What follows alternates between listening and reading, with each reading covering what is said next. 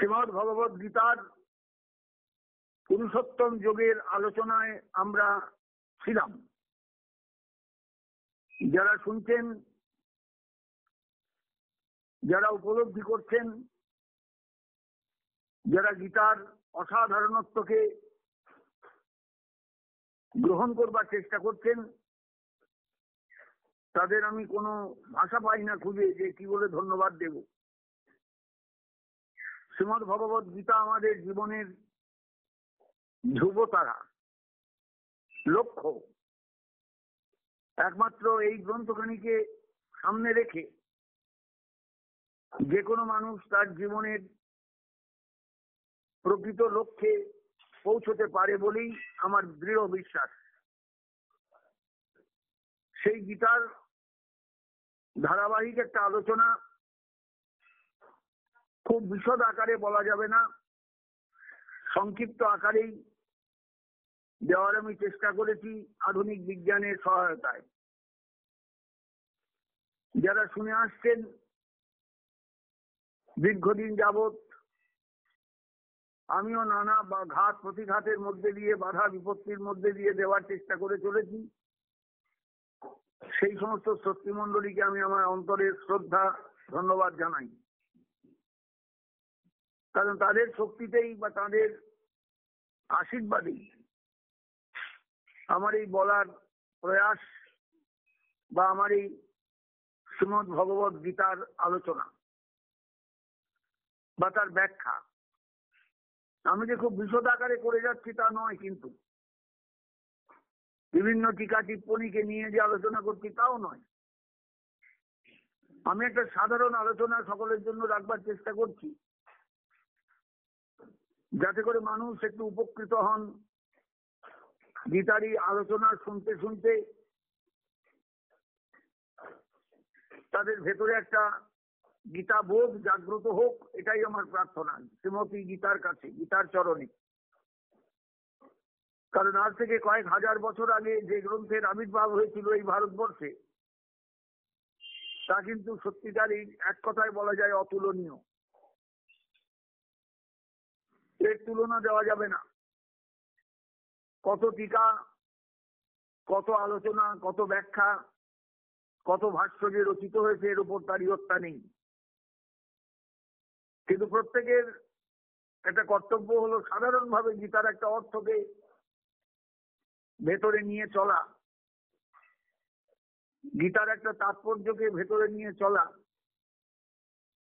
যাতে গীতার জ্ঞান, গীতা বোধ, গীতা চেতনা আমাদের চলার পথকে সুগম করে তুলতে পারে।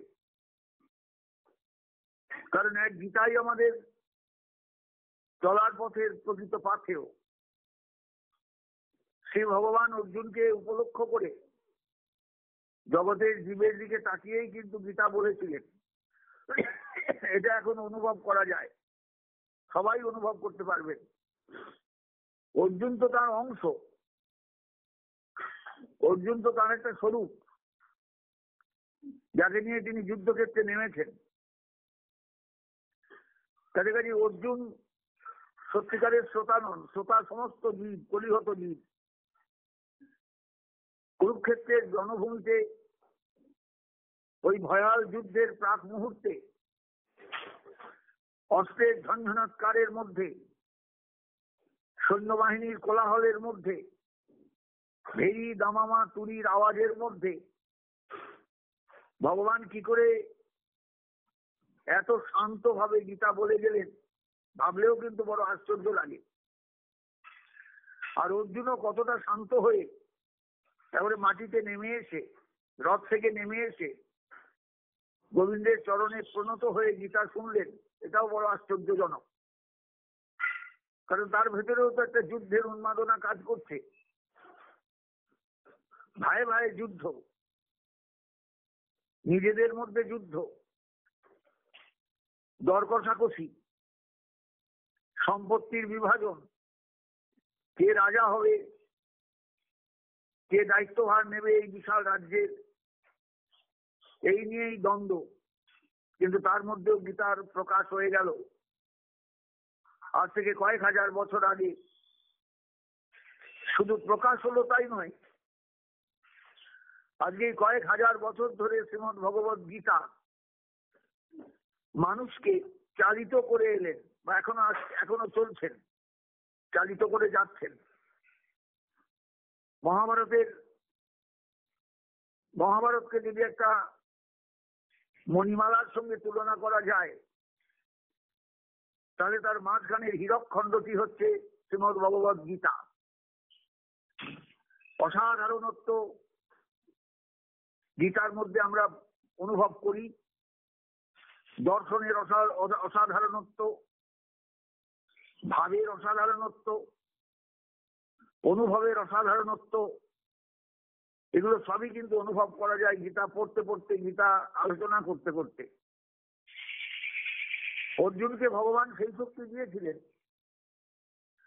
যাতে অর্জুন এই যুদ্ধের উন্মাদনাকে মাথায় নিয়েও গীতার ধ্যানে, গীতার শ্রবণে নিজের মনকে নিয়োজিত করতে পারেন। এটা তার কৃপা। সেজন্য আমাদেরও প্রত্যেকের প্রয়োজন জীবনে সংসার পথে যুদ্ধ করতে করতে আমাদেরও সেই পদ্মপলাশ লোচন, সেই রথের উপরে রথারূঢ় সেই সারথীর দিকে একটু তাকানো দরকার প্রতি মুহূর্তে, যিনি শুধু অর্জুনের রথের সারথী নন, আমাদের সকলের জীবনের পথের সারথী, জীবন রথের সারথী। এই সারথী যদি কৃপা করেন, তবেই আমরা সত্যিকারের গীতার অনুভব নিয়ে ঋদ্ধ হব। আর এই সারথীর কৃপা যদি জীবনে না আসে, আমরা ঋদ্ধ হতে পারবো না। গীতা গীতার জায়গায় থাকবেন, আমরা আমাদের জায়গায় থাকবো। তাই গীতা বাজারে আছে প্রচুর, বহু ভাষ্য সম্বলিত, বহু ব্যাখ্যা সম্বলিত, বহু তাৎপর্য সম্বলিত গীতা বাজারে পাওয়া যাবে। কিন্তু অনুভবী কোথায়? এই অনুভবী আজকে দরকার বড্ড বেশি, খুব প্রয়োজন সেই অনুভবী, যিনি চলার পথে প্রতিটা মুহূর্তে গীতাকে জীবনের লক্ষ্য রূপে স্থির করে গীতার নির্দিষ্ট পথ অনুসরণ করে এগিয়ে যাবেন তার নিজের গন্তব্যে। সেই জন্যই গীতার আলোচনা, সেই জন্যই গীতাকে নিয়ে সামান্য রূপে আমার একটু বসা। আলোচনার শেষ নেই, কিন্তু ব্যাখ্যারও শেষ নেই। তবুও আমাকে এগিয়ে যেতে হবে। বাধা প্রচুর, জীবনে চলার পথে বিভিন্ন সময় বিভিন্ন রকমের বাধা এসে পথে দাঁড়ায়। আমিও বাধ্য হই সেই বাধাকে মেনে নিতে। তাই গীতা সবসময় দেওয়া হয় না। অনেকে হয়তো দুঃখ পান, আমি জানি, কিন্তু দুঃখ পেলেও কিচ্ছু করার নেই। আমি যে অপারগ হয়ে যাই এক এক সময়, কারণ আমারও সংসার আছে, আমারও এসোজন বসোজন আছে, মানুষের আসা যাওয়া আছে। আলোচনা শুরু হলো, হঠাৎ একজন এসে হাজির হলেন, তিনি কিন্তু তার নিজের কথা নিয়ে বলবার জন্য ব্যস্ত, অথচ আমাকে আমার গীতার আলোচনা চালিয়ে যেতে হবে। হয়তো আলোচনাকে ছোট করতে হলো, যে তালে যাচ্ছিলেন গীতা, সেই তালটা কেটে গেল। এইভাবেই কিন্তু বিভিন্ন বাধা আসে, বিভিন্ন রকমের কুয়াশা ধোঁয়াশা মেঘ জমে রাস্তায়। তাই শ্রোতৃমণ্ডলীর কাছে আমার বিনীত অনুরোধ, একটু আশীর্বাদ করবেন, একটু কৃপা করবেন সবাই, যাতে বাকি আলোচনাটুকু আপনাদের কাছে রাখতে পারি আমি, এবং গীতা সম্পূর্ণতা লাভ করেন। আমরা যে জায়গায় এসেছিলাম নিশ্চয়ই মনে আছে, গীতার ৫ম অধ্যায় পুরুষোত্তম যোগ। শ্রী ভগবান এর আগে গুণত্রয় বিভাগ যোগ উল্লেখ করেছেন। এই সংসার ত্রিগুণময়, এখানে সত্যগুণ যেমন আছে, রজগুণ তমগুণও তেমনি আছে। সবসময় সত্যগুণও একা থাকে না, রজতম গুণ এসে যায়, সত্যগুণ কমে আসে। আবার কখনো রজতম গুণ বেড়ে ওঠে, সত্যগুণ হারিয়ে যায়। কখনো তমগুণ নিদারুণ মাত্রায় এগিয়ে যায়, বেড়ে ওঠে, সত্যগুণ হারিয়ে যায়, রজগুণ হারিয়ে যায়, সব হারিয়ে যায়।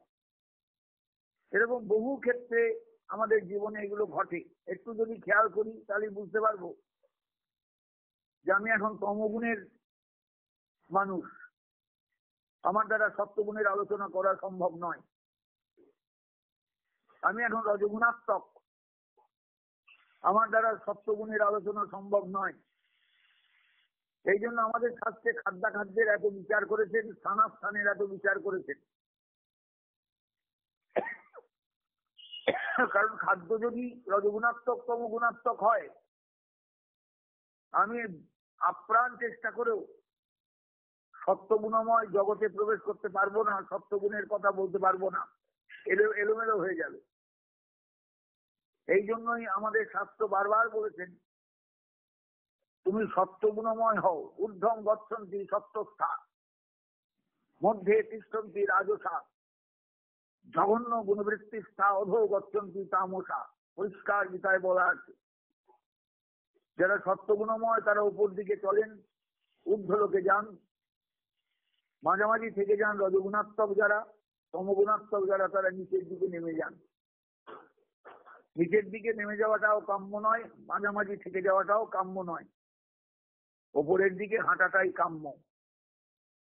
অতএব ওপরে যদি হাঁটতে হয়, ঊর্ধ্ব চিন্তায় যদি করতে হয়, গভীর চিন্তায় যদি মগ্ন হতে হয়, চিন্তাশীলতায় যদি জীবন কাটাতে হয়, সত্যিকারের চিন্তাশীলতা, ভগবত বিষয়ক চিন্তাশীলতা, তাহলে আমাদের সত্যগুণের আধার হতেই হবে।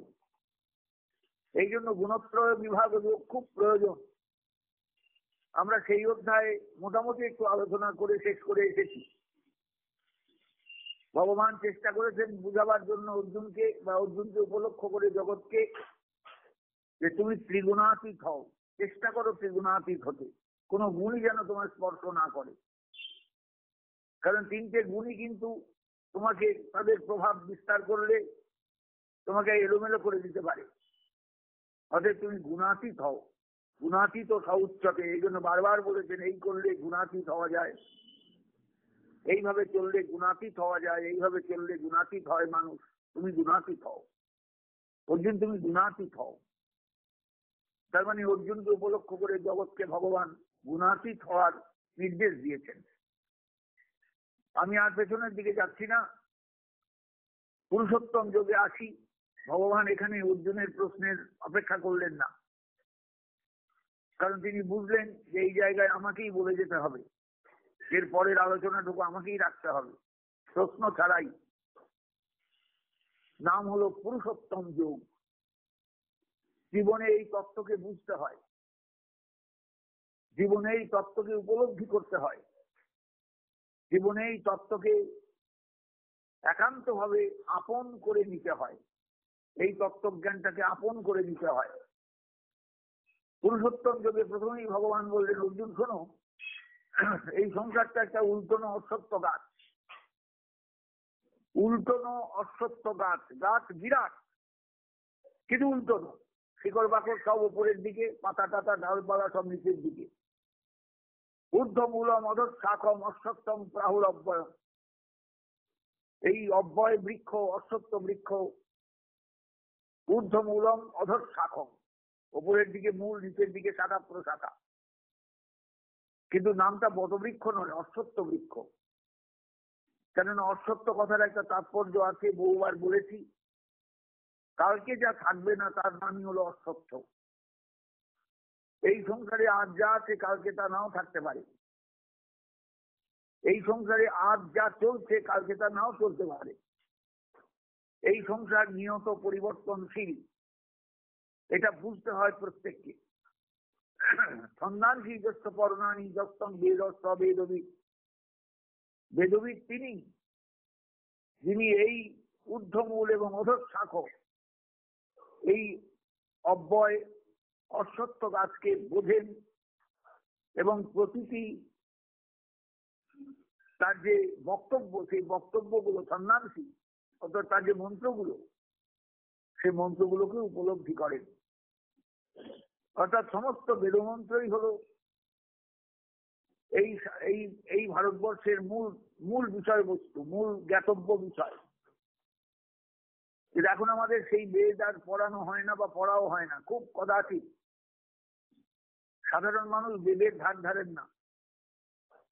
কাছাকাছি মানুষ বুঝবেন কি করে যে বিষয়টা কি বলতে চাইছেন ভগবান, কি বলতে চাইছেন প্রতি পদে পদে প্রতি শ্লোকে ভগবান।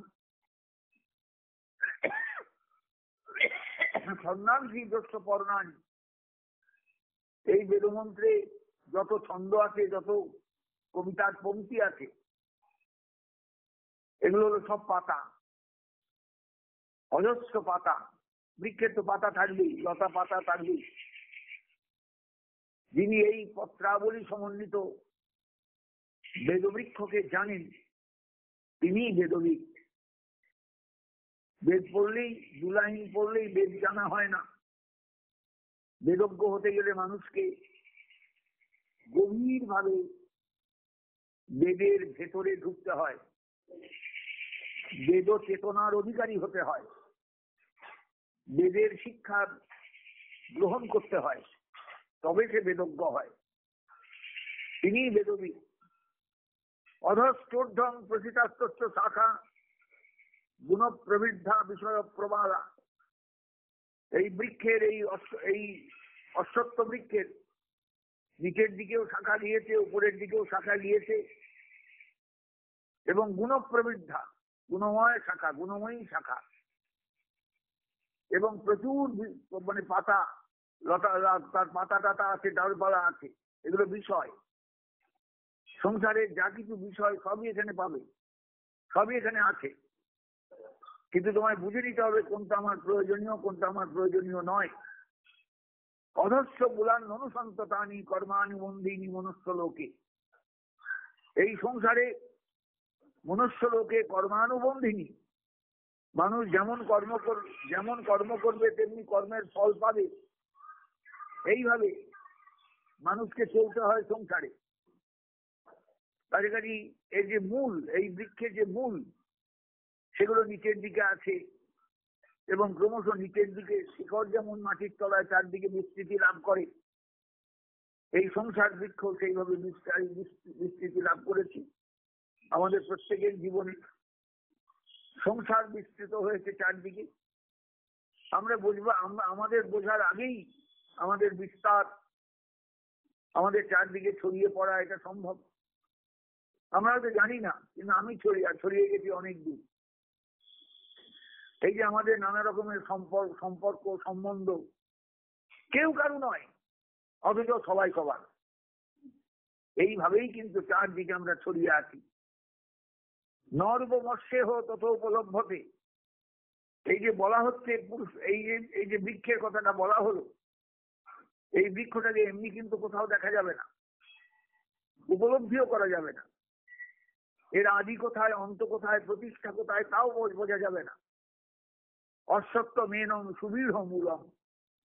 এই সংসার, এই অশ্বত্থ বৃক্ষ দৃঢ় মূলযুক্ত উল্টোনো একটা গাছ, উল্টোনো একটা বৃক্ষ। অসঙ্গ ষষ্ঠেন দৃঢ়েন চিত্তা। একে যদি সত্যিই অতিক্রম করতে হয়, তাহলে অসঙ্গ রূপ ষষ্ঠটা হাতে চাই। আমি কারুর সঙ্গ করব না, আমি কারুর সঙ্গ করব না, আমি কারুর সঙ্গ করব না। এই বোধ জাগ্রত হতেই মানুষের জীবন কাবার হয়ে যায়। আমরা তো সঙ্গ ছাড়া বাঁচতেই পারবো না। আমার বন্ধু চাই, আমার বান্ধব চাই, আমার বান্ধবী চাই। আমরা প্রতিনিয়ত দেখবেন সঙ্গ নিয়েই চলি, সঙ্গ ছাড়া চলতে পারি না। অথচ দৃঢ়েন চিত্তা, এই সঙ্গ আমাদের দৃঢ়তার সঙ্গে ছেদন করতে হবে, দৃঢ়তার সঙ্গে বর্জন করতে হবে। কেন না, তত পদং তৎ পরিমার্জিতব্যম, সেই জায়গাটায় আমাদের যাওয়া দরকার। যে উপলব্ধির স্তরটার কথা এই শ্লোকে বলা হয়েছে বা এই অধ্যায়ে বলা হয়েছে, অর্থাৎ পুরুষোত্তম যোগে যে পুরুষোত্তমকে জানানোর চেষ্টা করা হয়েছে, ভগবান যাকে জানাবার চেষ্টা করছেন, তিনি কিন্তু অসঙ্গ শস্ত্রেণ দৃঢ়েণ চিত্তা। তার কাছে যেতে গেলে সঙ্গহীনতারূপ যে শস্ত্র, সেই শস্ত্রকে হাতে নিয়ে এগোতে হয়। কোন সঙ্গই কিন্তু এই জগতে কাম্য নয় আমার কল্যাণের ক্ষেত্রে। কিন্তু আমরা সঙ্গ ছাড়া কেউ তো বাঁচি না, সঙ্গ ছাড়া কেউ তো বাঁচতে পারি না, সঙ্গ ছাড়া কেউ তো চলতে পারি না। আমাদের জীবনে সঙ্গ দরকার, সঙ্গ প্রয়োজন। অতএব কি করতে হবে? ততঃপদং তৎপরিমার্জিতব্যং। সেই জায়গাটা আমাদের খুঁজতে হবে, জানতে হবে, বুঝতে হবে, উপলব্ধি করতে হবে। কোন জায়গাটা? না যস্মিন গত্তা ন নিবর্তন্তি ভূয়, যেখানে গেলে আর ফিরতে হয় না। সংসারে দেখবেন যে মরে সে কিন্তু আবার এসে জগতে জন্মায়। আমরা হয়তো তার ঠিকানা খুঁজে পাই না যে কোথায় সে জন্মালো, কিন্তু জন্মিলে মরিতে হবে, আবার মরিলে জন্মাইতে হইবে। আমরা বাংলা কবিতায় পাই, জন্মিলে মরিতে হবে, অমর কে কথা কবে, চিরস্থির কবে নীর হায়রে জীবন নদে। এবার ভেতরের আসল ইনার মিনিংটা কি? জন্মিলে যেমন মরতে হবে, মরলেও জন্মাতে হবে।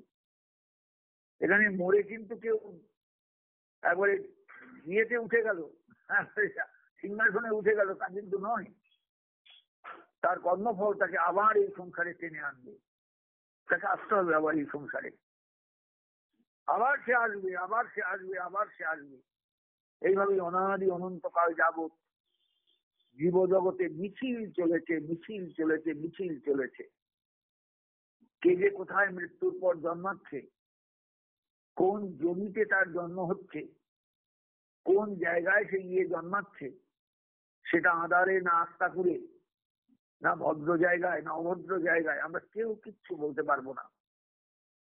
এখানে কিচ্ছু বলার আমাদের নেই, আমাদের ক্ষমতাও কিচ্ছু নেই যে আমরা আমাদের গতিপথকে এদিক ওদিক কিছু করতে পারি। এই গতিপথ যিনি ঠিক করেন বা এই গতিপথ যিনি নির্দিষ্ট করেন, তিনি কিন্তু মূল জগতের সবকিছু হোতা, সবকিছু সৃষ্টিকর্তা, সবকিছুর দাতা। তাকে একটু চিনতে হবে, তাকে একটু জানতে হবে, তাকে একটু ভাবতে হবে, তাকে একটু বুঝতে হবে। এগুলো কিন্তু আমাদের মধ্যে নেই। আমরা এগুলো নিয়ে চিন্তাও করি না, ভাবিও না, কিচ্ছু না। আমরা খাই দাই ফুর্তি করি, আমার করি, আমার ছেলে, আমার মেয়ে, আমার স্ত্রী, আমার স্বামী, আমার ঘর, আমার বাড়ি, কিছুই যে আমার নয়। আমি যে কিচ্ছু নিয়ে আসিনি, ওই হাত দুটো মুঠো করে ঘর থেকে, মানে মায়ের পেট থেকে বেরিয়েছিলাম, সেই মুঠো হাত মুঠোই রয়ে গেছে, মুঠো হাত আর খোলা হয়নি। আমরা এইভাবেই জগৎ থেকে আবার বিদায় নিই।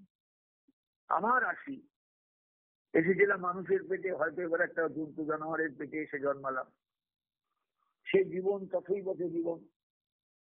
সেখান থেকে হয়তো আরো নিকৃষ্ট জনিতে গেলাম, সেখানে আরো তথই পথে জীবন। এইভাবেই ঘুরপাক খাচ্ছি নানা জনির পথ দিয়ে, নানা জনির পথ দিয়ে, নানা জনি দিয়ে। একে বলে জনি ভ্রমণ। দর্শনের ভাষায় এই শব্দটাকেই বলা হয় জনি ভ্রমণ। কতজনই ভ্রমণ করছি তারই অত্যা নেই, কতজনই ভ্রমণ করতে হচ্ছে তারই অত্যা নেই, কতজনিতে আসা যাওয়া করবো তারও কোনো অত্যা নেই। কেউ বলতে পারবেন এক একটা জীব কতজনই ভ্রমণ করছে, সংখ্যাটা কত? কেউ কারোর পক্ষে বলা সম্ভব নয়। এইভাবেই চলছে সংসার, এইভাবেই চলছে এই সৃষ্টিটা। অধশ্চর্যম প্রসিতাস্ত্র শাখা গুণ প্রবৃদ্ধা বিষয় প্রবালা, অধশ্চ মূলান অনুসন্ততানি কর্মানুবন্ধিনী মনস্য লোকে নরূপমস্যেহ তথোপলভ্যতে। এই যে বলা হলো কথাগুলো অর্জুন, এগুলো কিন্তু তুমি নিজে কিন্তু কিচ্ছু দেখতে পাবে না, বুঝতেও পারবে না। সংসারের দিকে তাকালে মনে হবে ওখানে একটা গরুর বাচ্চা হলো, ওখানে একটা ছাগলের বাচ্চা হলো, ওখানে একটা মানুষের বাচ্চা হলো, ওখানে একটা গাছের চারা হলো, ওখানে একটা ধানের চারা হলো, ওখানে একটা জবের চারা হলো, এই শুধু তুমি দেখলে। কিন্তু কোন চারাটা কোত্থেকে এলো, কোন বীজটা কোথায় কিভাবে গেল, কোন বীজের হেতুটা কি ছিল, এখানে না হয়ে ওখানে হলো না কেন, এখানে না হয়ে ওই জায়গায় হলো না কেন, এগুলোর কোনো উত্তর তুমি কোথাও পাবে না। এর কোনো রূপ তুমি উপলব্ধি করতে পারবে না। এইভাবেই হয়ে যাচ্ছে, হয়ে যাচ্ছে, হয়ে যাচ্ছে। এইভাবেই সংসার চলছে চলছে চলছে চলছে চলছে চলছে চলছে চলছে চলছে। নত নত নন্ত নচাদির নত প্রতিষ্ঠা, এর কোনো অন্ত নেই, আদি নেই, প্রতিষ্ঠাও নেই। এর শেষ কোথায় বলা যাবে না, শুরু কোথায় বলা যাবে না, প্রতিষ্ঠাটাই বা কোন জায়গায় তাও বলা যাবে না। কারণ জীবনটাই তো নরবরে জীবন, এই আছে এই নেই, তাহলে প্রতিষ্ঠাটা আর কোথায়? কে যে কবে চলে যাবে সংসার থেকে, কার যে কখন ডাক আসবে কেউ বলতে পারবো আমরা? তাহলে প্রতিষ্ঠা নেই, আদিও নেই, যে কোত্থেকে এলাম জানি না, কবে যাব কোথায় যাব তাও বলতে পারবো না। অতএব সব দিকেই আমরা কিন্তু একবার অন্ধকারে অন্ধকারে অন্ধকারে। অশ্বত্থ মেনং সুদীর্ঘ মূলম, কিন্তু এই অশ্বত্থ বৃক্ষটা, এই উত্তন বিরাট অশ্বত্থ গাছটা, দৃঢ়মূল অশ্বত্থ গাছটা, সে কিন্তু আছে, বৃক্ষটা কিন্তু আছে, বৃক্ষটা কিন্তু আছে, বৃক্ষটা কিন্তু আছে। অসঙ্গ শস্ত্রেন দৃঢ়েন চিত্তা, একমাত্র সঙ্গহীনতার শস্ত্র যদি কারোর হাতে থাকে, যে আমি জন্মের পর জ্ঞান উদয়ের পর আর কোনো সঙ্গ করব না, কোনো বিষয়ের সঙ্গ করব না, কোনো বিষয়ীর সঙ্গ করব না, কারুর সঙ্গ করব না, আমি এগিয়ে যাব আমার নিজের পথে, আমার সাধনের পথে, সাধনার পথে, সাধনা করতে করতে। এটা কে বলতে পারে বলুন? কার পক্ষে বলা সম্ভব? আমরা তো সবাই অন্ধকারে আছি। কে আলোর মুখ দেখলাম? কজনা দেখলাম? কদাচিৎ দু একজন আলোর মুখ দেখে হাসতে হাসতে জগৎ থেকে বিদায় নেন। সবাই তো আমরা অন্ধকারে, যাওয়ার সময় কাঁদতে কাঁদতে চোখের জল ফেলতে ফেলতে আমরা বেরিয়ে চলে যাই এই সংসার থেকে।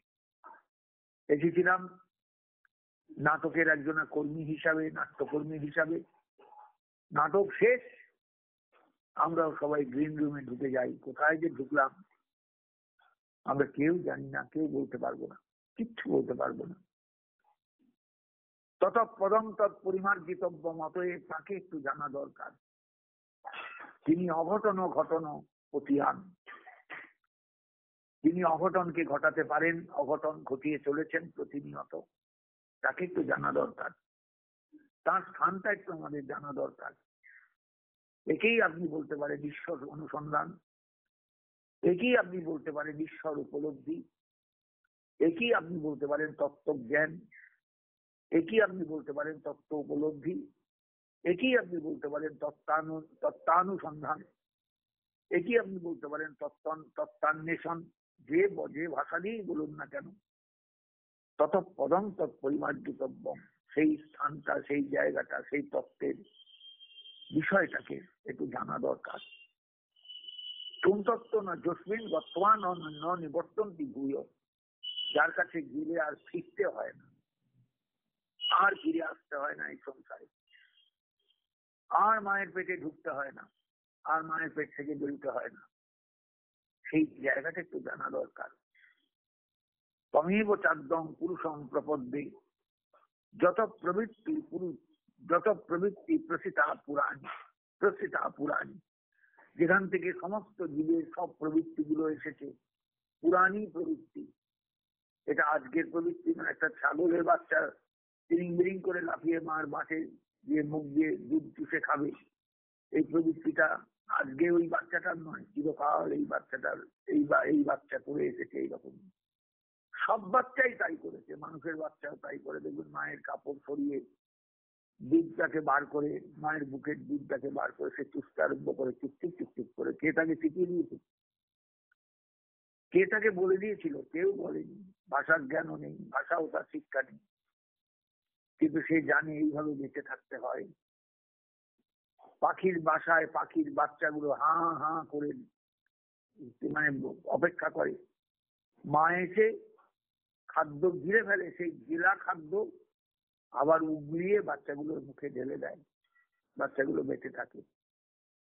যত প্রবৃত্তি প্রসিতা পুরাণী, সকলের মধ্যে এই প্রবৃত্তি পুরাণী প্রবৃত্তি, যার কবে যে সৃষ্টি হয়েছে আমরা কেউ বলতে পারবো না।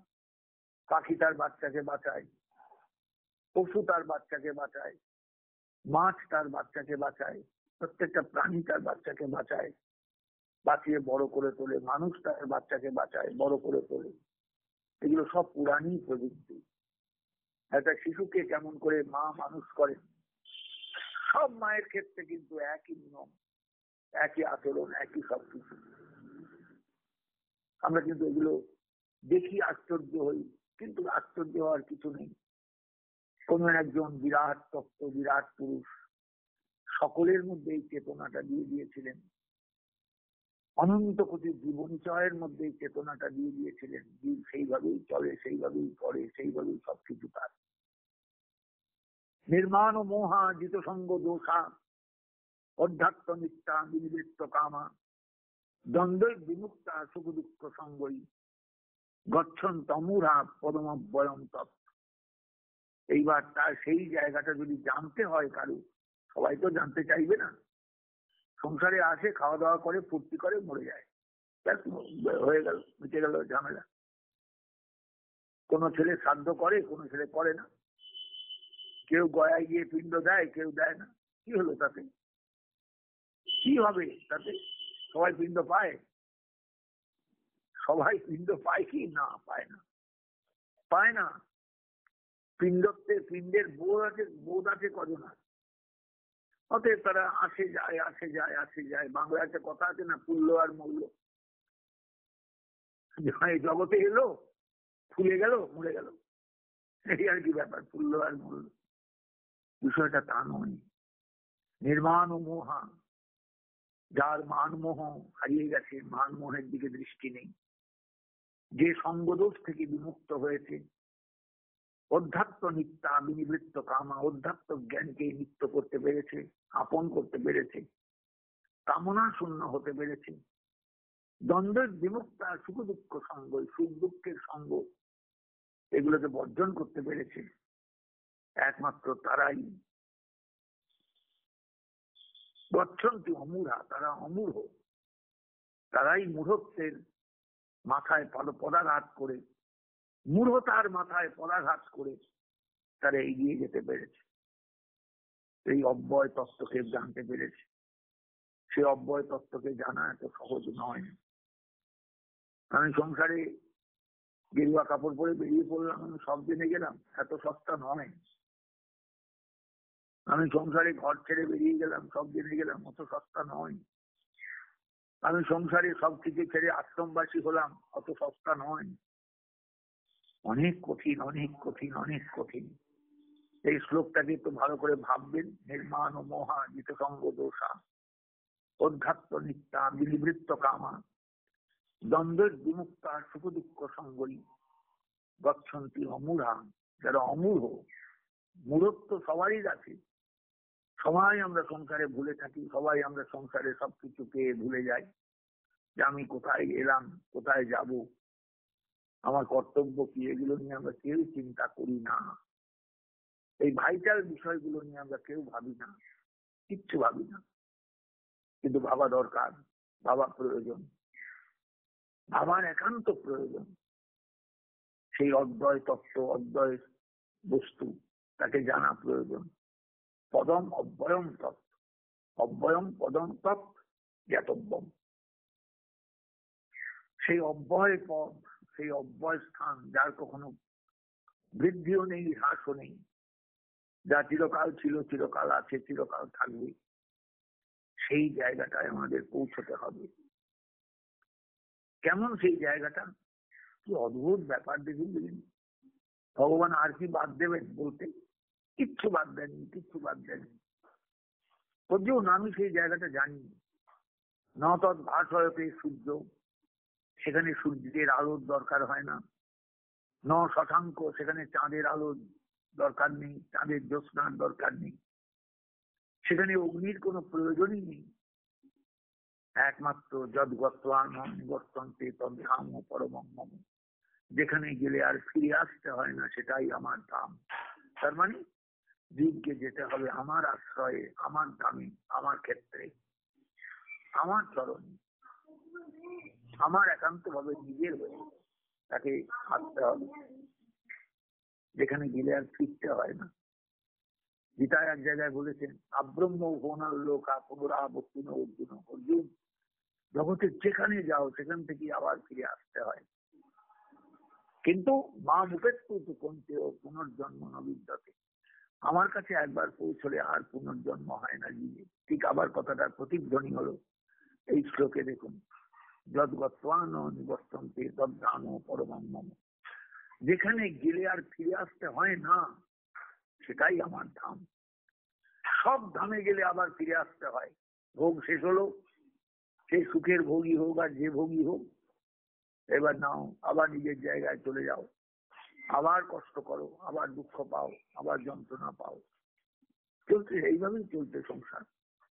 এইভাবেই অনন্ত জীবনী চয় অনাদি অনন্ত কাল ধরে এই সংসার পথে কখনো উপরে উঠছে, কখনো নিচে নামছে, কখনো ডিগবাজি খাচ্ছে, কখনো আঘাত পাচ্ছে, কখনো আরামে আছে, কখনো ব্যারামে আছে, কখনো কষ্টে আছে, কখনো দুঃখে আছে, কখনো যন্ত্রণায় আছে, কখনো ছটফট করছে। চলছে, এইভাবেই চলছে অনাদি অনন্ত কাল যাব। জগৎ, কিন্তু যেখানে গেলে আর ফিরতে হবে না, আর ফেরার প্রশ্ন নেই, সেটাই কিন্তু আমার ধাম। অর্জুন, সেখানে যাবে না তুমি, সেই জায়গাটা দেখবে না, সেই জায়গাটার খবর নেবে না, সেই জায়গাটা কেমন জানবার চেষ্টা করবে না। অর্জুনের ভেতরে কৌতূহল সৃষ্টি করে দিলেন ভগবান, যে অর্জুন, আমি তোমার সামনে রথের কোচওয়ানগিরি করছি তা নয়, শুধু সারথ্য করছি তা নয়, আমার একটা পরিচয় আছে, তুমি নিশ্চয়ই সেটা জানো। হয়তো সখা বলে, বন্ধু বলে সেই জায়গাটা নিয়ে বা সেই বিষয়টা নিয়ে মাথা ঘামাও না, যে আমার একটা পরিচয় আছে।